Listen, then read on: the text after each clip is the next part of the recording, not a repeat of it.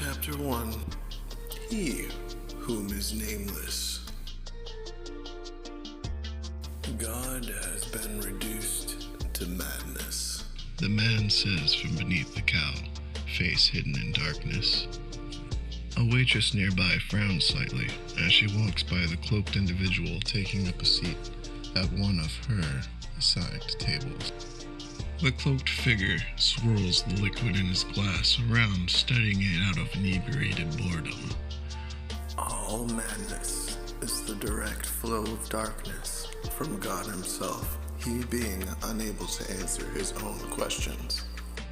The cloaked individual says, continuing his own conversation to no one in his vicinity. A nearby customer of the filthy, low-lit bar overhears his last statement and arises to walk to the cloaked stranger's table. Hey you, He mutters to the entity angrily. speak not such blasphemies as to not attract the attention of those that would punish you, and us along with you for merely being in your presence. Care not for your fellow creature. The hooded being raises its head to see the half-man, half-bird creature speaking to it, and cocks its head to one side.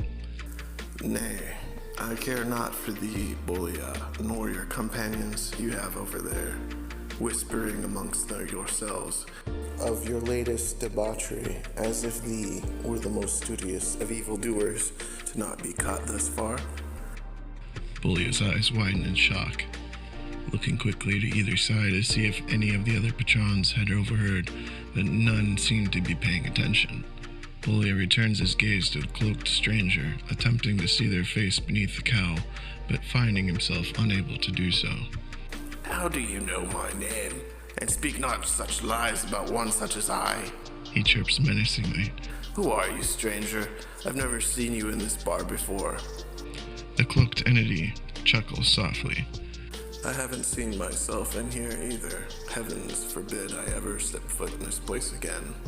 The liquid from the glass streams vertically out of the glass and disappears into the darkness that lay beneath the hood.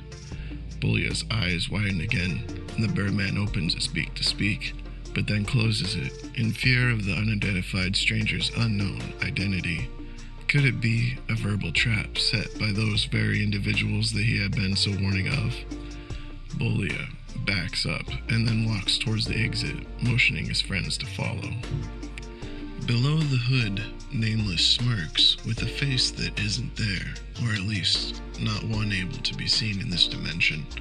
For eons, he had existed, many had come before Bolia, many more of like mind would follow and then inevitably fade into the past. Free-willed beings thinking they were above the karma probability system in play, but in the end, shown that their dark works were fruitless. These realities were not meant for their selfish purposes. Nameless sighs, looking at his empty glass, thinking, but then again, who was to say that God's ultimate question would not be answered by selfish desires, as their desires were an extension of God's selfish desires? Ah, the never-ending confusing paradox of reality. He motions for the waitress to refill the glass. She pretends she didn't see him.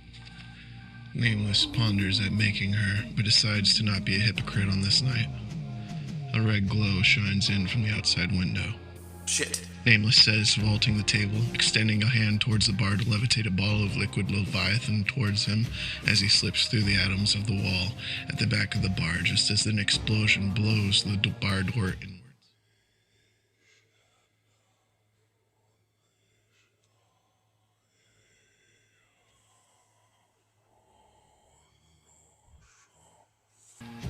As Nameless disappears through the wall, a shadowy figure whose humanoid form is hidden in an abyssal darkness with a red glow emanating outwards floats inwards from the blown-in entrance.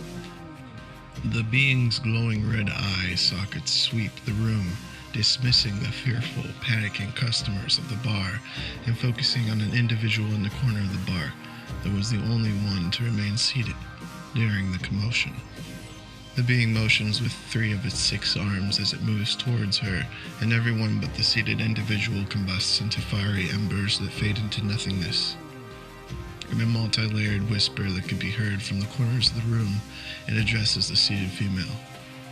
Your service is required by God's counsel, Cosmos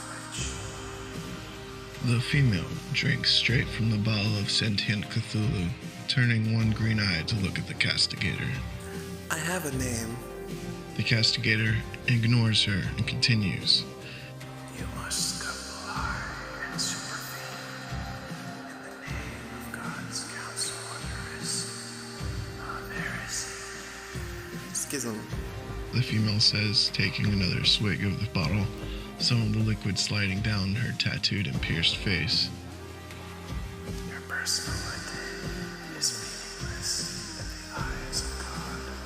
The castigator says, with its version of distaste dripping from its whispers. Schism places the bottle in her reality pocket and stands with a sigh, knowing she truly had no choice in the matter.